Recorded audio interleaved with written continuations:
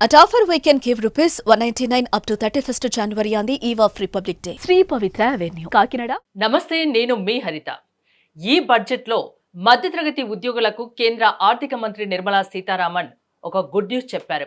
సంవత్సరానికి 12 లక్షలు ఆదాయం సంపాదించేవారు ఇకపై ట్యాక్స్ చెల్లించవలసిన అవసరం లేదు. దీని గురించి ఫుల్ డీటెయిల్స్ కనుక్కుందాం. స్టూడియోలో ఉన్నారు సర్టిఫైడ్ ఫైనాన్షియల్ ప్లానర్ లీలా రవికాంత్ గారు. నమస్తే అండి. నమస్తే మేడం. అసలు మధ్యతరగతి వాళ్లకు, మధ్యతరగతి ఉద్యోగులకు ఈ బడ్జెట్ బిగ్ రిలీఫ్ ఇచ్చిందనుకోవచ్చా? అంటే ఇది చెప్పుకోవాలంటే కామన్ మ్యాన్ ఎప్పటి నుంచో ఎక్స్పెక్ట్ చేస్తున్నది. అంటే లాస్ట్ 7-8 ఇయర్స్ నుంచి దీని మీద విపరీతమైన మిడిల్ క్లాస్ ఎక్స్పెక్టేషన్స్ ఉన్నాయి. లాస్ట్ టైం ఎలక్షన్స్ ముందేమో మారుస్తారు అనుకున్నారు.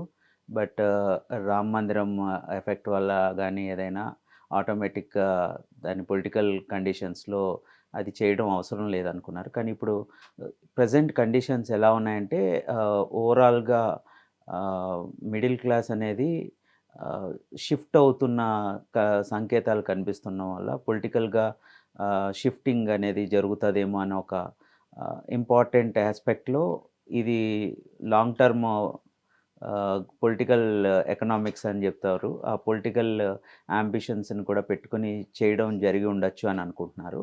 ఎందుకంటే ఇంత సడన్ షిఫ్ట్ అంటే ఇప్పుడు ఇమీడియట్గా ఏ రకమైన ఎలక్షన్స్ కూడా లేవు. ఇలాంటి టైంలో చేశారు అంటే కనుక there is something which in very long term planning of the government అయి ఉండొచ్చు. But at the same time ఇంకొక అదర్ సైడ్ చూసుకుంటే కనుక కామన్ మ్యాన్కి ఎట్లా అంటే షార్ట్ టర్మ్లో ఇది ఉపయోగం కనిపిస్తూ ఉంటుంది. కానీ ఇప్పుడున్న సోషల్ మీడియా యుగంలో కనుక మనం చూసుకుంటే సేవింగ్స్ కన్నా ముందు ఎక్స్పెండిచర్ మీద కాన్సన్ట్రేట్ చేసి అంటే జీడిపి అయితే పెరుగుతుంది, 6 to 7, 8 దాకా వెళ్ళచ్చు. ఎందుకంటే ఎంత మనీ మార్కెట్లోకి వస్తుంది అందువల్ల.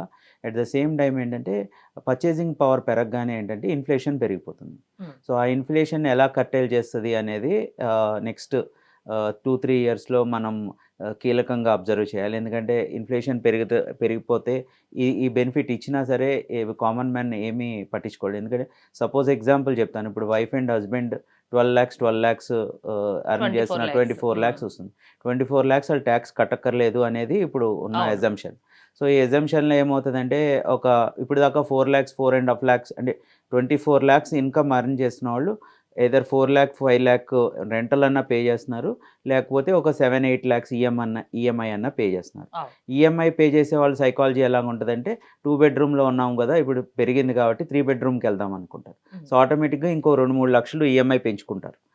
ఓకే, ఫ్యూచర్లో వాల్యూ క్రియేట్ అవుతుంది. అదే రెంట్లో ఉన్నవాళ్ళు మనం 25 ఇస్తున్నాం అనగానే ఇప్పుడు ఆల్రెడీ ఓనర్స్ అందరూ కూడా డిస్కస్ చేసుకునే ఉంటారు. వాళ్ళకు కూడా రెంట్లు పెరిగినాయి కాబట్టి అదే ట్యాక్స్ బెనిఫిట్ పెరిగినాయి కాబట్టి ఒక 5,000 రెంట్ పెంచుదాం అని కూడా వాళ్ళు కూడా అనుకుంటారు. సో ఓవరాల్గా ఏంటంటే ఒక 60,000 ఏదైతే వాళ్ళు సేవింగ్ ట్యాక్స్ సేవింగ్ 60,000 to 80,000 వస్తుంది అనుకుంటున్నారు.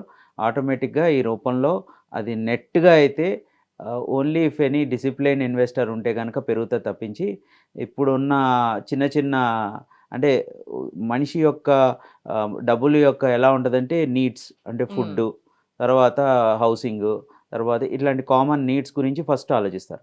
సో ఇప్పుడు నీడ్ ఏమైపోద్దంటే ఇప్పుడు దాకా ఇంట్లో వండుకునే వాళ్ళు స్విగ్గీ జొమాటోకి వెళ్దాం అనుకుంటారు, దాన్ని ఖర్చు పెడతారు. సో అట్లా ఒక క్రైటీరియా ఉంటుంది. రెండో క్రైటీరియా ఏంటంటే వాంట్.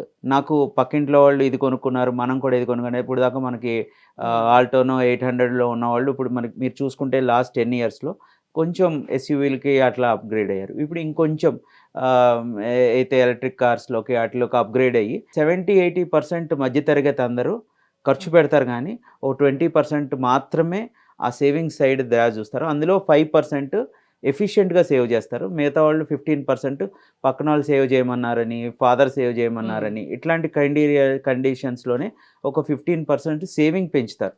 కానీ ఆ నెట్ సేవింగ్ ఏదైతే ఉంటుందో అది 5% పాపులేషనే పెంచగలుగుతారు.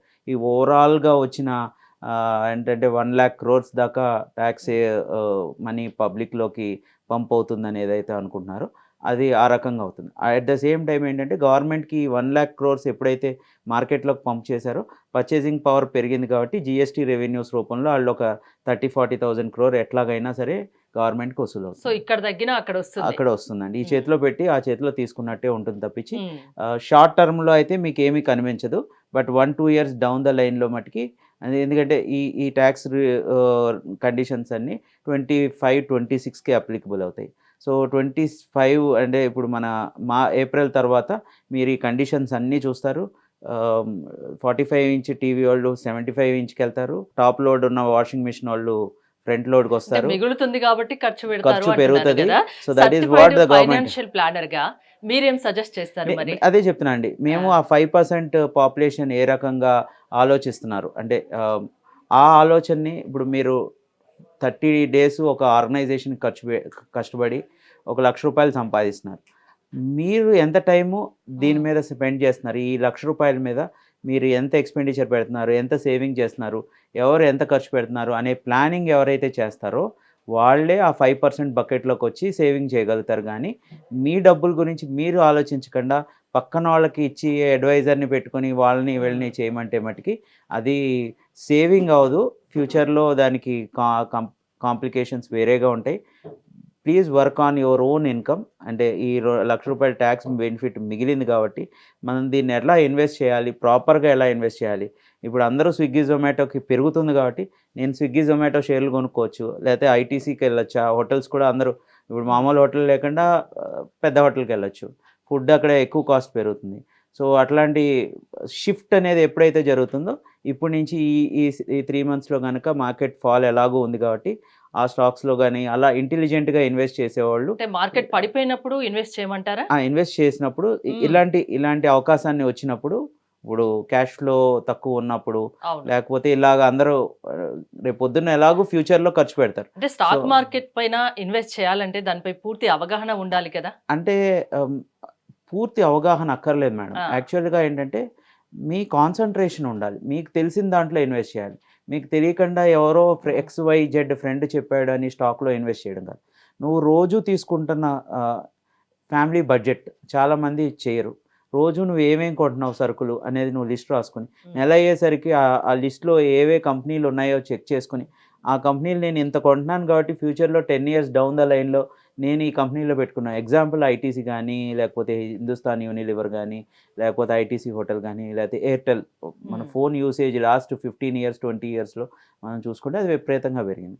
సో, ఎయిర్టెల్ కూడా 600 నుంచి ఇప్పుడు 1600, 1700 అయింది. సింపుల్ అంటే 1,00,000 క్యాలిక్యులేషన్. సంపాదించిన వాళ్ళు ఇప్పుడు ట్యాక్స్ కట్టాల్సిన అవసరం లేదు కాబట్టి వృధా ఖర్చు మానుకొని ఏదైనా సేవింగ్ అనేది ఇన్వెస్ట్మెంట్స్ సేవింగ్స్ చేసుకోగలిగితే అలా ఆలోచించేవాడు ఓన్లీ 5% ఉంటారు. ఎందుకంటే టెంప్టేషను, ఈగో, వాంటు, ఇవి నెసెసరీ లగ్జరీస్ ఇవన్నీ డబ్బులు వస్తున్నాయి కాబట్టి ఇప్పుడే ఖర్చు పెట్టేసుకుంటే రేపు పొద్దున్నే ఎలాగో ముసలయ్యాక ఏం ఖర్చు పెట్టుకోలేము కదా! ఇట్లాంటి ఎంజాయ్‌మెంటు, పక్కనోళ్ళు చెప్పే విధానాలు అండ్ యూట్యూబ్‌లో చూపిస్తున్న 1 మినిట్ ఇది లేకపోతే అది మీరు ఇది కొనుక్కోవాలి ఇవన్నీ ఏవైతే యాడ్స్ వస్తున్నాయో చిన్న చిన్న యాడ్స్ కూడా ఈవెన్ ఒక సింపుల్ ఎగ్జాంపుల్ ఏంటంటే ఒక అమ్మాయి ఎవరో వచ్చి అస్తమాటు ఏదో ఒక గూడ్ గురించి చూపిస్తూ ఉంటుంది. అది విపరీతమైన టెంప్టింగ్. సరుకులన్నీ నీట్‌గా అలైన్ చేసుకోవాలి. లేకపోతే అట్లాంటివన్నీ యూట్యూబ్స్‌లో బాగా చాలామంది ఇప్పుడు ఇవి ఏది చేస్తున్నారు. చూసినా అదే అది ఇది మనకు కొనాలనిపిస్తది. ఉపయోగం ఉంది కొనేయాలి అని ఉండదు. ఆ టెంప్టేషన్ క్రియేట్ అవుతుంది. సో, అది గనక తగ్గించుకోగలిగితే ఆటోమేటిక్‌గా సేవింగ్ ఇప్పుడు ఒక నిమిషం కష్టపడాలి.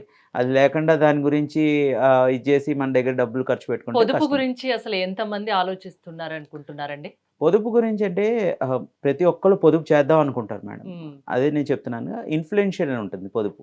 సో, ఒక జనరేషన్ ఏమైంది అంటే అరౌండ్ 80స్, 90స్ ఆ జనరేషన్‌లో ఏంటంటే హౌస్ అనేది ఒక పెద్ద ఇది. ఉమ్. సో, పేరెంట్స్ ఏంటంటే ఉద్యోగంలో రాగానే ఇప్పుడు ఈ జనరేషన్‌లో ఉన్నోళ్ళకి ఫస్ట్ అంటే ఇప్పుడు మిడ్ 35స్ పేరెంట్స్ ఏంటంటే అరే ఫస్ట్ ఇల్లు కొనుక్కో ఉద్యోగం రాగానే అని ఒక సజెషన్ ఇస్తారు.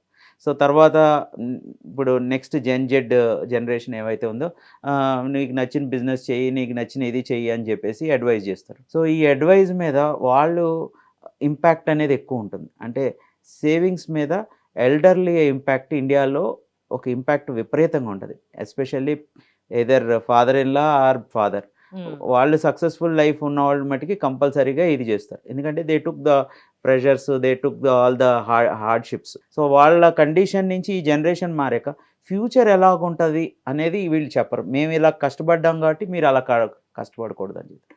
కానీ ఫ్యూచర్లో ఇలాంటి ఈ ఏరియాలో ఇది పెరుగుతుంది, అక్కడ తీసుకో లేకపోతే ఈ స్టాక్స్ కొనుక్కో ఇట్లా చెప్పడానికి వాళ్ళకి స్కోప్ తక్కువ ఉంటుంది. సో అలాంటి స్కోప్ రావాలి అంటే అట్లీస్ట్ నెలకో సంవత్సరానికో ఒక పుస్తకం అన్న మార్కెట్స్ గురించి వాటి గురించి చదివి ఈ ఫ్యూచరిస్టిక్ ఓరియంటేషన్ ఎవరైతే అలవాటు చేసుకుంటారో 100% వాళ్ళ ఇన్వెస్ట్మెంట్లో సక్సెస్ ఖచ్చితంగా అవుతారు. పొదుపు అనేది ఏదో రకంగా మనం చెయ్యాలి. సంపాదించిన దాంట్లో కొంచెం పక్కన పెట్టి పొదుపు చేసుకోవాలి, ఇన్వెస్ట్ చేయాలి. మనకు జీవితంలో అది బాగా ఉపయోగపడుతుంది. ఎస్ ఇప్పుడు నెలకు ₹1,00,000 సంపాదించే వాళ్ళు ఖచ్చితంగా కొంత పొదుపు చేసుకోండి. ఇప్పుడు ట్యాక్స్ లేదు కాబట్టి అది పొదుపు చేసుకోవడం వల్ల ఫ్యూచర్ లో మీకు బాగా యూజ్ అవుతుంది, మీ పిల్లల భవిష్యత్తుకు, మీ భవిష్యత్తుకు. ఎస్ అంతేనా అండి? ఫ్యామిలీ ప్లానింగ్లో దట్ ఈస్ ద ఆ. Most important part. సేవింగ్స్ అనేది ఉమ్. అది ఒక జస్ట్ గోల్స్ సెట్ చేసుకుని ఒక పార్ట్ అనేది సేవ్ చేసుకుంటే ఫ్యూచరిస్టిక్లో మనం ఏం తప్పు చేయలేదు అని. ఎందుకంటే if you are running a family, if you think family is also a business model, family run చేస్తే ఫ్యూచరిస్టిక్లో ఈ ఫ్యామిలీకి ఏమి ఇబ్బంది రాకూడదు అనుకుంటే కనుక you need to do savings and you need to keep that reserve fund. Thank you Leela Ravikanth garu. చూశారు కదా, 1,00,000 సంపాదన మీద ట్యాక్స్ లేదు కాబట్టి అనవసర ఖర్చు తగ్గించుకొని పొదుపు చేసుకోండి, మీ జీవితానికి, మీ కుటుంబానికి ఉపయోగపడుతుందని లీలా రవికాంత్ గారు చెప్తున్నారు. చూస్తూనే ఉండండి సుమన్ టీవీ. సుమన్ టీవీలో మీ పర్సనల్ అండ్ బిజినెస్ ప్రమోషన్స్ కోసం కింది నెంబర్కి కాంటాక్ట్ చేయండి.